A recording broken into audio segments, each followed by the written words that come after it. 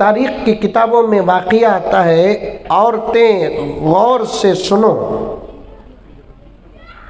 जिनकी घर की औरतें जलसे में कहीं इंतज़ाम है आकर है, वो सुन लेना, या घरों में बैठकर सुन रही हैं वो सुन लें। जिनके घर की औरतें नहीं आकर हैं, ये वाक़या जाकर घर में सुनाना। सुनाएंगे? इतनी हिम्मत है? हाँ ठीक है। अब तो मौलाना हाल ऐसा है, क्या टाइम, ये जाकर दरवाज़ा मारते हैं, दरवाज़ा मारते हैं 1 बजे 2 बजे 3 बजे। घर में बीवी पूछती नहीं, क्या जी इतना लेट? हैदराबाद में पूछती नहीं क्या? पूरे हिंदुस्तान में सबको पूछती सिवाय एक को, कि तो उसको पूछने वाली च नहीं है। तुम ना अब हमारे हजरत तशरीफ फरमा है नहीं, हजरत गए तो भी पूछेंगे। मैं बेंगलुरु में रख कर लेट गया तो मंजे भी पूछेंगे। पूछे तो गुस्सा करना नहीं, नौजवाना क्या पूछ रहे सो? मैं कब आतूं कि तेरा काम दरवाजा खोलना नहीं, ये जरूरी है। फिर आवनियत छोड़ो, बीवी का पूछना भी मोहब्बत में दाखिल। 2 जुमा पहले मैंने एक जुमला कहा था कि अगर बीवी शौहर पर शक करती है या शौहर बीवी पर शक करता है, ये शक भी मोहब्बत है। मोहब्बत ना होती जाको मरन दो, कहाँ जाते हैं कि छोड़ाते हैं।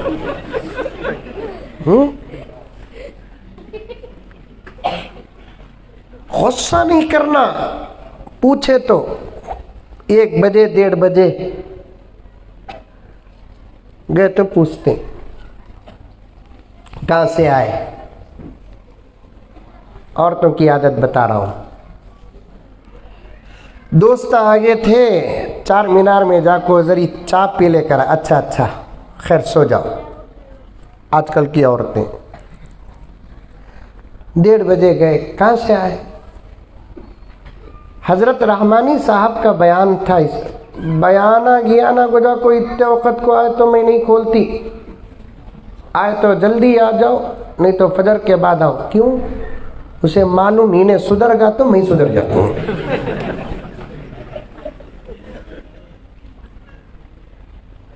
उलमा का बयान सुनने से आज औरतें अपने घर के मर्दों को रोक रही है।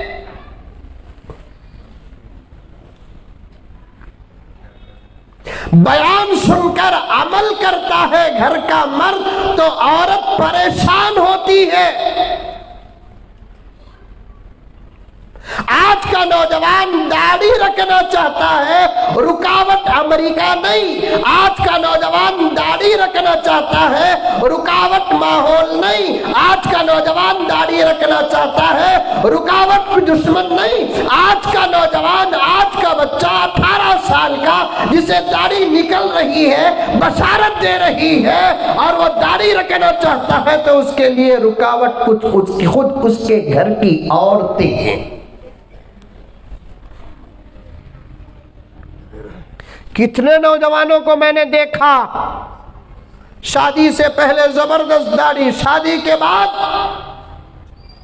दाढ़ी में एक बहुत हिस्से में कमी आ गई। क्यों? एक दाढ़ी को लेकर घर में फितने, एक दाढ़ी को लेकर घर में फसाद। मैं तो बेंगलोर में फैसले तक करता हूं, कभी आप मेरे दोस्तों से पूछ लेना। एक फैसला तो यहां तक मेरे पास आया, शादीशुदा मसला था।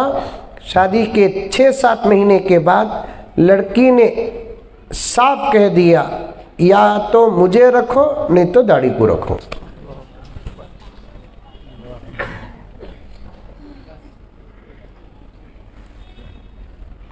अल्लाह उस उस बच्चे को जज़ाए खैर अता फरमाए।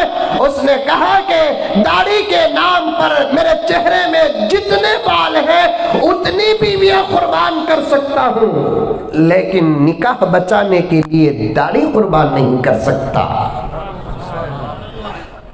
असर की नमाज, जुमे के बाद, असर की नमाज के बाद हमारी मस्जिद उमर फारूक के ऊपर के हिस्से में बैठकर फैसला हो रहा है। मैंने बच्ची को बहुत समझाया, बहुत समझाया।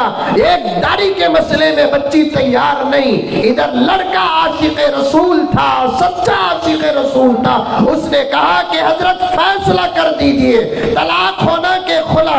जिस औरत को नबी की सुन्नत पसंद नहीं वो औरत मुझे भी पसंद नहीं। फैसला हो रहा है, तलाकनामा लिख रहा हूं। फैसले में बैठे हुए हजरात में से उसी वक्त एक अल्लाह का बंदा उठकर कहा, फैसला होते ही फौरन मेरी बेटी के साथ इसका निकाह कर दीजिए।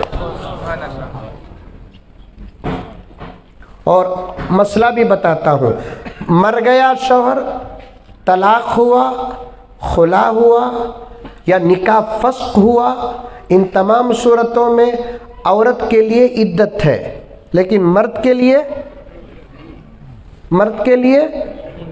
इद्दत नहीं। ये मोदी जी को बोलो न को, नहीं तो उन्होंने एक बिल पास कर डालेंगे, भाई बहनों इंसाफ बराबर होना है।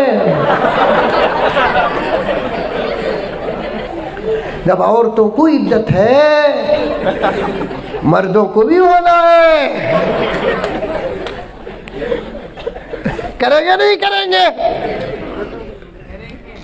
अल्लाह। इधर दाढ़ी को मौजू बनाकर खुला हुआ उसी मजलिस में अल्लाह का एक बंदा साहिबे मालो इस्तिताअत, साहिबे मालो इस्तिताअत फौरन कहता है, मौलाना पूरी कार्रवाई खत्म होने के फौरन बाद मेरी बेटी से इस अल्लाह के बंदे और नबी के आशिक का निकाह कर दीजिए। मैंने पूछा कि भाई आपका फैसला है, लेकिन आपके घर वालों को जरा पूछ लियो। हजरत बेटी हमारी,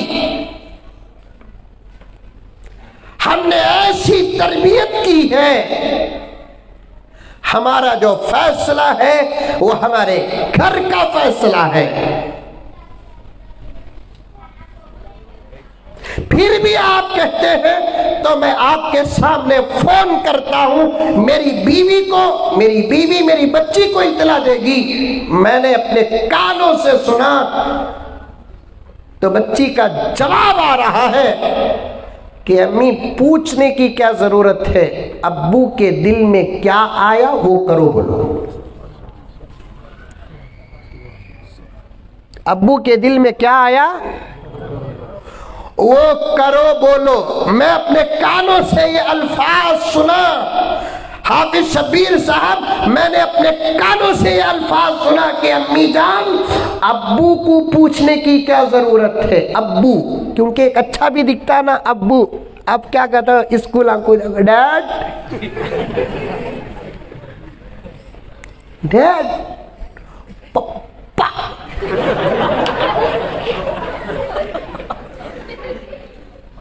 मम्मी, मैं बकरी की बच्ची, मैं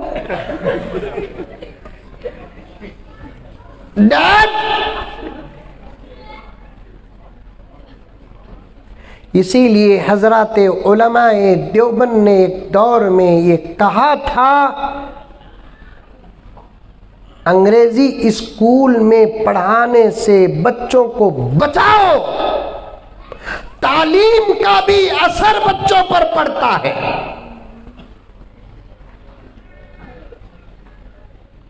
तालीम का भी असर बच्चों पर पड़ता है।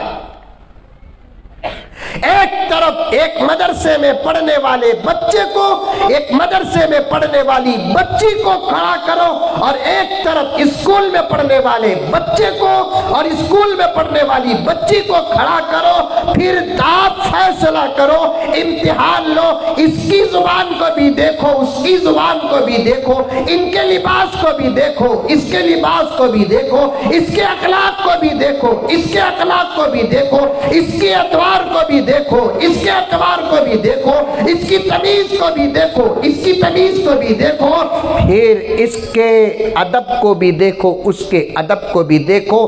फिर आपके सामने नतीजा, रिजल्ट खुल कर आ जाएगा, किस तालीम का क्या असर पड़ा।